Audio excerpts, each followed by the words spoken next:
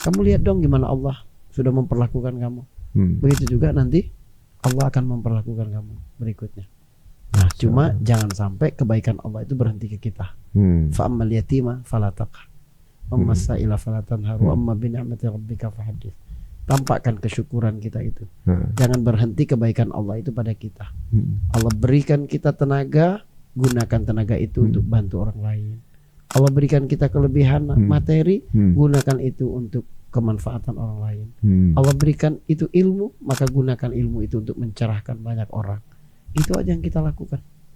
Ya, kita keliling capek-capek ngajar untuk apa sih sebenarnya?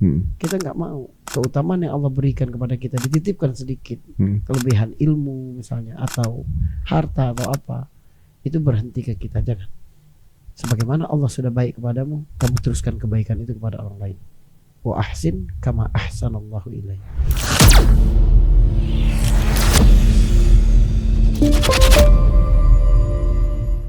Nah itu. Bedanya ini dipublish dan kemudian mudah viral.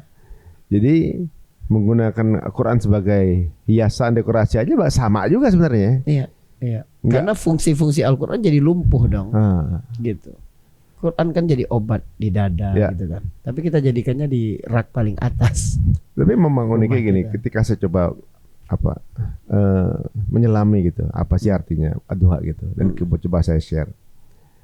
Ada pendapat yang mengatakan ini dalam rangka membelain pelaku ya. Jadi ini memang saya menjelaskan sesuatu tuh di negara kita itu memang harus nggak bisa cuma tersirat gitu ya, ibaratnya. Kenapa? Karena rendah literasi. Jadi masyarakat yang rendah literasi itu cenderung berpikir binar. Binar itu dari ujung ke ujung. Reaktif lagi. Jadi kalau enggak begini pasti dia begitu.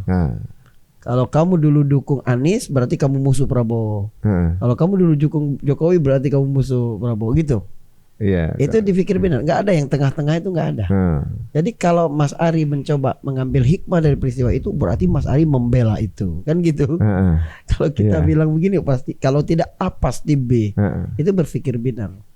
Makanya Islam itu mengajarkan kita jadi umat Iqra, biar kita nggak berpikir binar, meluaskan cakrawala berpikir kita. Iya benar juga. Jadi kalau misalnya ya pasti kita kan nggak mungkin kita normalisasi hal seperti ini satu kan. Dan pasti udah pasti kita nggak setuju dengan apa yang dilakukan itu udah pasti. Dan harus jadi ditindak, harus dipelajari. Harus proses jadi hukum. Pelajaran bagi semua.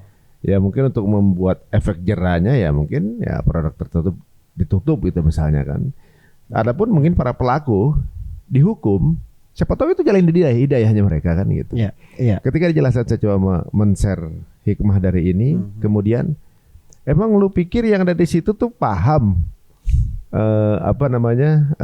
wadduhanya? Mereka aja bacanya ini main jalan gitu aja, lagi sambil mabok, mana paham dia gitu. Hikmah seperti itu. Ya, maksudnya kan yang terpapar ini kan jutaan orang dari viralnya ini gitu. Iya. Yang kepo dengan kenapa ad-duha kan berapa juta orang gitu. Termasuk saya yang kepo lagi gitu ibaratnya. Buka lagi jadinya. Dan ternyata banyak orang yang nggak hafal ad-duha juga. Saya jadi baca tuh ad-duha gitu. Ibaratnya kan ini sesuatu yang Allah izinkan untuk kemudian viral, yang orang jadi kayak kejitak lagi. Baca tuh ad-duha gitu. Berarti memang kita harus mengaudit relasi kita dengan Al-Quran itu sejauh apa, Mas Ari. Gitu. Mas Ari mau audit sekarang bisa juga. Boleh satu. Jadi kita bisa ya. Saya bisa sampaikan ke orang misalnya. Buka halaman berapa saja dalam Al-Quran. Buka. Lalu coba baca satu halaman aja.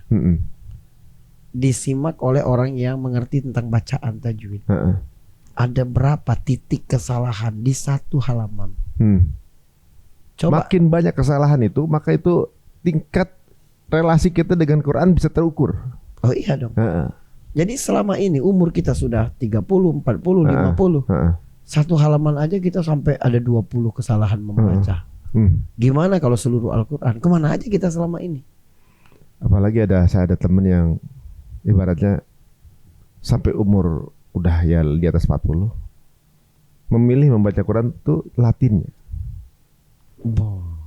Maksudnya kalau Iya. Ini juga koreksi ya, maksudnya secara pribadi yang juga telah belajar gitu ya, ibaratnya.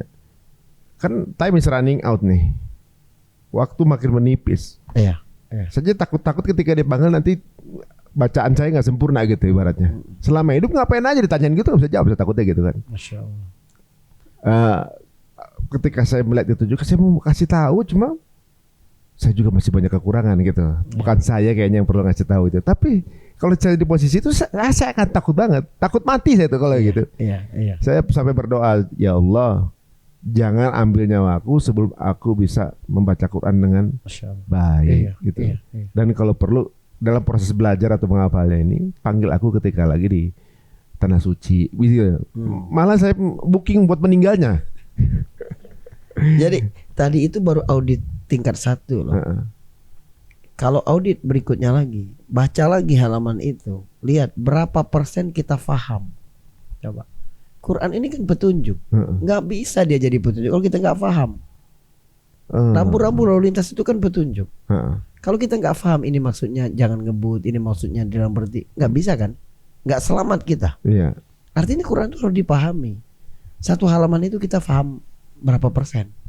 Mas Ari baca satu halaman, yang paham mana? Paling kata jahanam, syaitan, malaika, apa lagi tuh? Paling kullu gitu. Allah Muhammad gitu kan. Kan cuma itu. Nah, berarti hubungan kita dengan Quran ini perlu kita koreksi. Iya. Kalau kita punya kekasih orang Rusia misalnya, dia kirim surat pakai bahasa Rusia. Iya. Kita berusaha keras untuk kemudian cari terjemahannya atau kita belajar bahasa Rusia. Yang ini yang kirim surat cintanya Allah. Kita nggak nyari, berarti kita nggak terlalu cinta. Masya Allah. Berarti cuma di bibir aja jangan-jangan cinta. Atau mungkin ini pakai prosesnya anak manja saat. Kita tahu orang tua kita cinta kok, kita pasti dimaafin. Ada juga perasaan kayak gitu kan. Orang tua kan, ibu kita kan tahu anak kita nih namanya juga anak kecil gitu kan, sering salah. Tahu akan dimaafin kalau kekurangannya seperti apa gitu kan. Tapi masa nggak mau upgrade? Iya, berarti mau dinilai sebagai anak kecil terus. Nah, ini wilayah iman. Jadi kita memang ada harapan, ada ruang untuk bermanja dengan Allah. Tapi ini harus dikawal dengan rasa takut. Karena nggak mungkin bisa iman seorang itu berjalan dengan seimbang kalau rasa takut dan rasa harapnya itu tidak berjalan seimbang. Jadi di satu sisi memang kita ya haraplah Allah memaklumi kita, keterbatasan kita. Kita juga lahir bukan sebagai orang Arab misalnya ya, kita mencoba itu. Tapi ada rasa takut. Jangan-jangan ini menjadi pembenaran kita aja. Maka kita harus belajar. Di tengah kesibukan kita ya berapa waktu yang bisa kita pelajari di situ. Rasa takut itu membuat kita bergerak. Sebagaimana rasa takut juga membuat kita hati-hati, membuat kita diam. Nah, dalam kejadian-kejadian seperti sekarang itu kan ada rasa dalam diri kita ketika kita merasa marah dengan itu, berarti masih ada keimanan dong dalam diri gue gitu Mas Ari. Mungkin memahami ini bagi Mas Ari yang udah sholat, ngaji atau apa itu biasa. Tapi bagi orang-orang yang nonton ini marah, itu banyak banget mereka tuh belum sholat. Iya, makanya banyak yang marah juga banyak yang belum hafal. Belum hafal itu gitu kan. Nah, tapi itu cara Allah memanggil, ada satu peristiwa yang membuat kesadaran kita bahwa aku harus memperbaiki relasiku lebih intim dengan Al-Quran gitu. Ya kenapa dijadikan, ada satu hal juga menurut saya, kenapa dijadikan olok-olok kalamullah itu, karena muslimnya nggak menunjukkan marwah itu di society kita gitu. Iya, pokoknya rumusnya begini, kalau orang berani rumusnya begini, kalau orang berani mengolok-olok agama secara terang-terangan, berarti kondisi kaum muslimin itu lagi nggak bagus. Orang munafik di Madinah itu dulu itu diam-diam menyembunyikan identitas mereka. Tapi waktu terjadi musibah di Uhud, wah mereka petantang-petenteng bilang, Muhammad dengar, anak-anak kecil, anak-anak kemarin sore, aku kan udah bilang kita nggak usah keluar ke medan pertempuran gitu. Berani mereka menunjukkan identitasnya. Jadi kalau musuh Islam secara terang-terangan berani menunjukkan identitasnya, berarti umat Islam lagi perlu banyak perbaikan tuh. Jadi selama ini mereka diganti skin aja deh. Iya. Gak ganti casing aja gitu Ganti ya. casing. Baru Ya. casingnya dibuka ketika Umat Islam lemah. Umat Islam lemah. Berarti menunjukkan bahwa sebenarnya kalau itu sampai terjadi di sosial media kita, mereka itu menunjukkan Islam lagi nggak berwibawa saat ini. Tapi takut. Dengan kemarahan ini, jadi berpikir orang mereka bahwa kok resikonya pun besar ternyata begitu. Ya, tapi harus ada sistem. Ya. Ya, artinya pemerintah harus turun tangan di sini. Harus ada hukuman di situ. Karena peristiwa begini berulang-ulang, Mas Ari. Cuma dalam bentuk yang berbeda aja. Ya. Itu yang kita sangat sedih. Ini bukan yang pertama sih memang, gitu ya. Dan kalau dipandang dari berbagai sisi sih sebenarnya banyak sekali pembelajaran, Ustaz ya. Hikmahnya ada. Iya. Tapi sebabnya ada, sikap kitanya juga seperti apa ada juga komplit gitu ya. Nah kalau sekarang ini kalau marah dengan keadaan itu adalah hal yang wajar kan? Wajar. Dan diharuskan ya? Ya, dibolehkan. Harus ada marah. Marah itu bukti keimanan kita. Ghirah, rasa cemburu kita tentang agama gitu. Ini udah kelewatan banget. Gimana dia mencampurkan antara minuman keras, event musik begitu dengan Al-Qur'an. Di zaman Nabi dulu, waktu Nabi berdakwah itu ada orang jahiliyah yang memang belajar syair-syair sampai ke Irak gitu kan. Kemudian dia bikin majelis sendiri. Di situ ada tarian, di situ ada minuman keras supaya mengalihkan perhatian orang ke sini gitu loh. Lagi nggak bawa Quran, tetap di Quran, majelis ini tetap di sini gitu loh. Kalau sekarang dicampur adukkan begitu, itu kan menistakan banget, merendahkan kedudukan Al-Quran. Sampai seperti itu. Sampai begitu dan berani melakukannya di depan publik lagi. Nah di sisi lain ada juga menarik satu ya. Terlepas dari ad-duha. Ad-duha sendiri kan sesuatu kayak semacam surat cinta dari Allah untuk menenangkan Nabi saat itu. Yang ternyata tadi antum bilang bahwa surat ini dikirim sebagai penghiburan kepada Nabi, tapi ternyata rasanya seperti surat khusus untuk kita yang baca. Kita kayak diajak ngobrol, gitu kan? Secara personal. Walaupun diberikan kepada Nabi, disebarkan kepada umat, tapi rasanya seperti kita tamu kehormatan gitu, kayak bisnis kelas. Jadi berarti kayaknya ini kayak customize buat yang baca gitu. Iya. Rasanya gitu, rasanya. Tetap ada rasa-rasa itu. Dimana tadi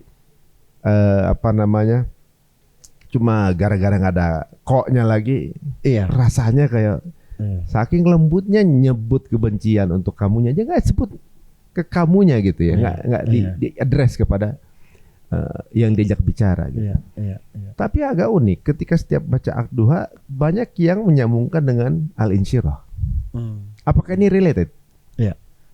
Gitu. Jadi banyak qori-qori itu bacanya secara bersamaan gitu kan. Kalau saya pernah mungkin mengulas sedikit gitu ya, al-insyirah itu tentang kesabaran kalau lagi cobaan aja gitu. Kesabaran waktu lagi ada masalah atau juga mungkin ada ujian hidup gitu. Iya. Ad-duha saya pikir tadi penghiburan buat Nabi, tapi baru sekarang saya rasa ternyata ini penghiburan buat kita gitu. Ini menghibur kita untuk optimis, Allah masih ada di sini buat kita. Betul. Dan al-insyirah ternyata relate sama ad-duha ini. Kalau buat pandangan itu gimana? Al-insyirah itu bagaimana Al-Quran menvalidasi kesedihan, bahwa manusiawi sekali kamu merasa sesak menghadapi berbagai masalah dalam hidupmu. Jadi waktu Allah berkata alam nashrah laka sadrak, bukankah Tuhan sudah lapangkan untukmu dadamu? Berarti kan dada Nabi lagi sempit, Mas Ari. Artinya Islam mengakui bahwa ada dada yang sempit, ada dada yang lapang. Ada dada yang kontraksi, ada hati yang berkontraksi, ada hati yang relaksasi. Jadi manusiawi sekali, nggak aib kamu merasa sesak, nggak apa-apa. Cuma persoalannya kita geser. Apa yang membuat dadamu sempit? Apa yang membuat hatimu sesak? Jangan sampai kita itu menjadi sedih, sempit hati kita itu karena hal-hal yang sepele. Karena begini, apa yang membuat dirimu bersedih itu mendefinisikan siapa kamu. Apa yang membuat kamu bersedih mendefinisikan siapa kamu. Iya, dalam bahasa lebih vulgarnya begini. Mas Ari ceritakan kepada saya apa hal yang paling banyak membuat Mas Ari gundah. Saya akan kasih tahu siapa Mas Ari. Oh, kalau Jadi ada orang yang bersedih karena hal-hal kecil. Dia sedih karena belum dibelikan sepeda. Nah, itu kan kelas sedih anak kecil. Iya. Tapi kalau orang kepala keluarga, dia sedih. Gimana dia memberi nafkah untuk keluarganya?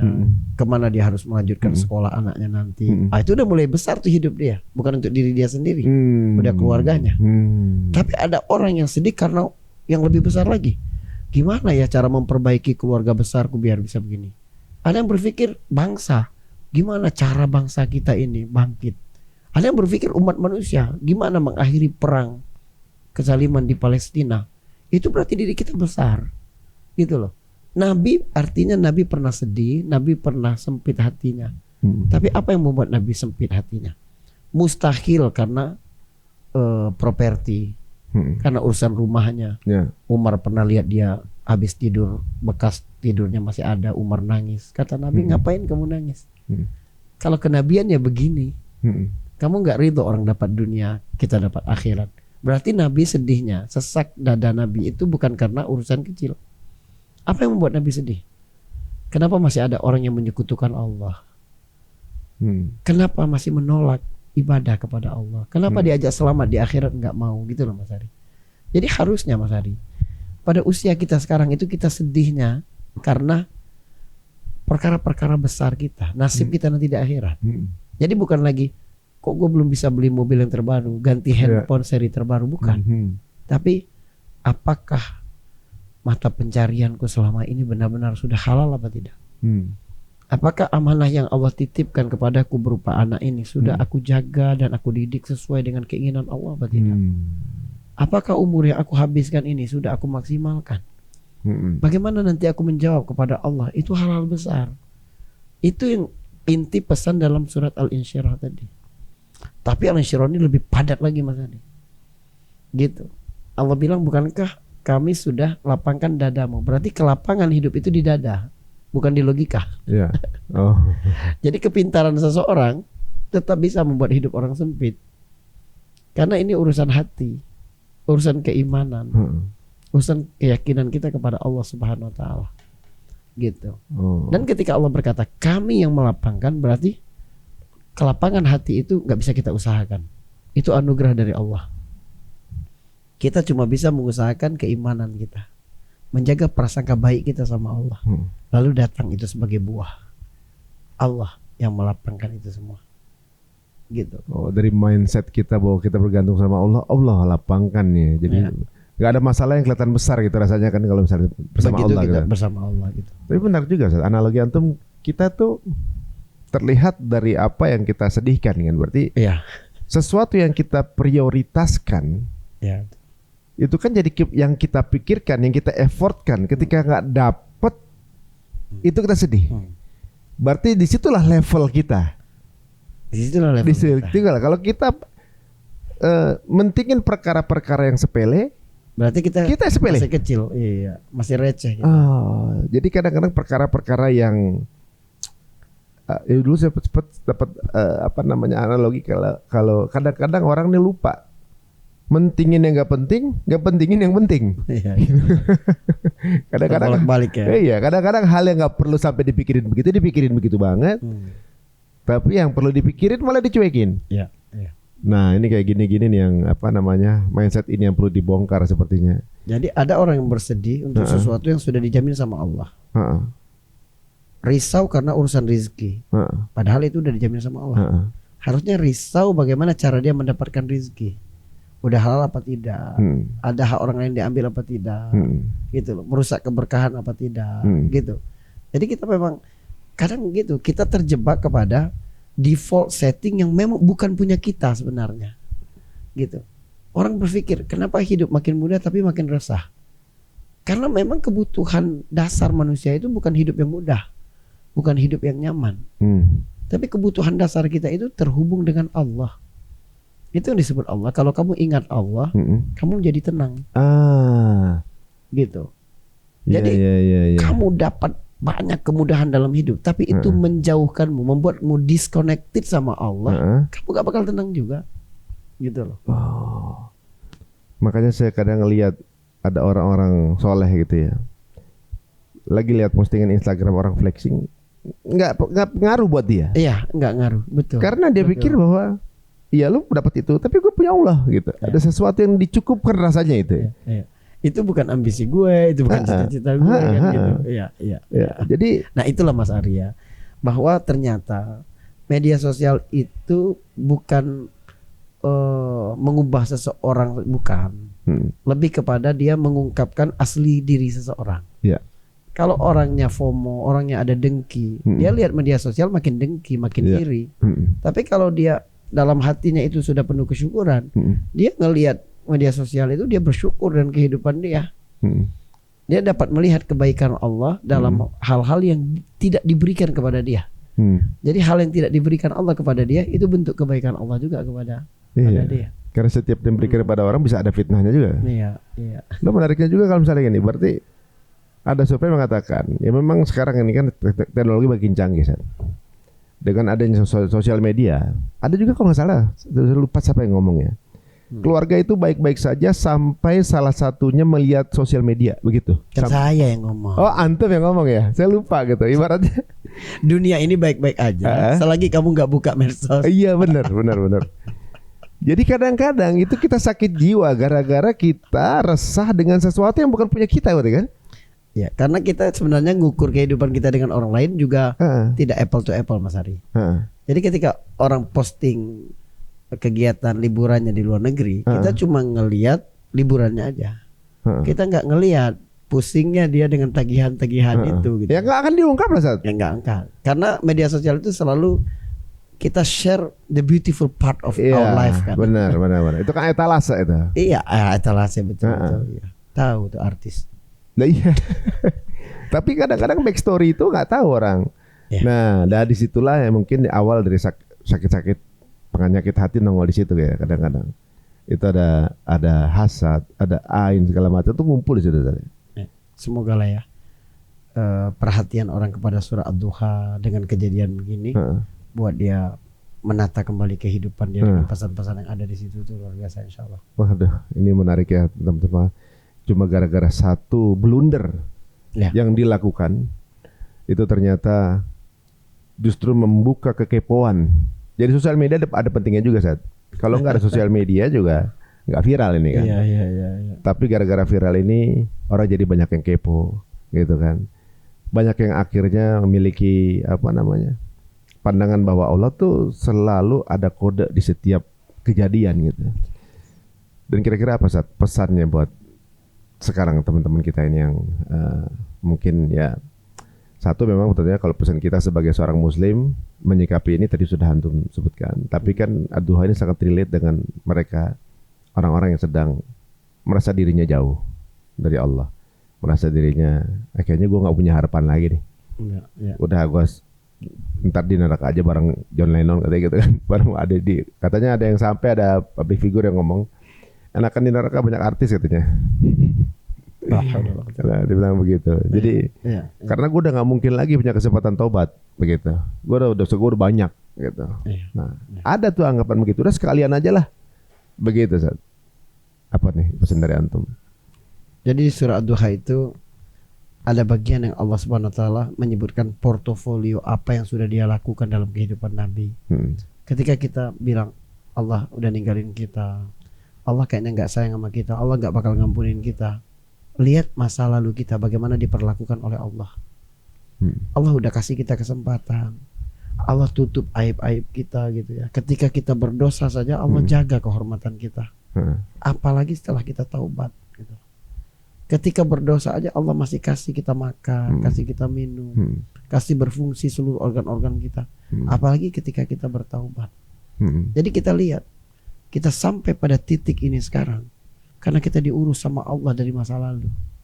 Allah yang sama lah yang akan mengurus kita besok, lusa, minggu depan, tahun depan.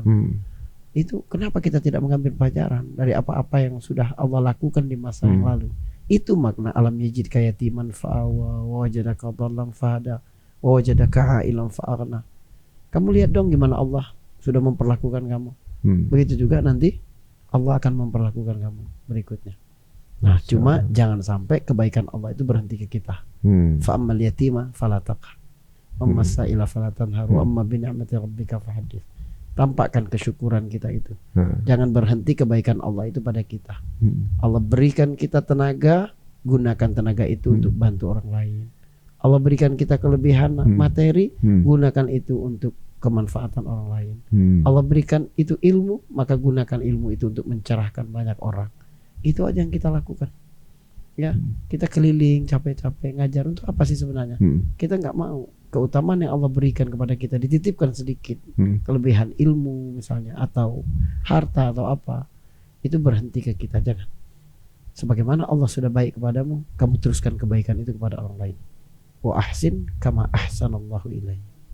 Wabillahi taufiq wal hidayah. Assalamualaikum warahmatullahi wabarakatuh. Langsung ditutup. Ya teman-teman semuanya, akhirnya terbuka juga bahwa ternyata duha sudah dalam izin Allah untuk kemudian meluncur dari lidah dari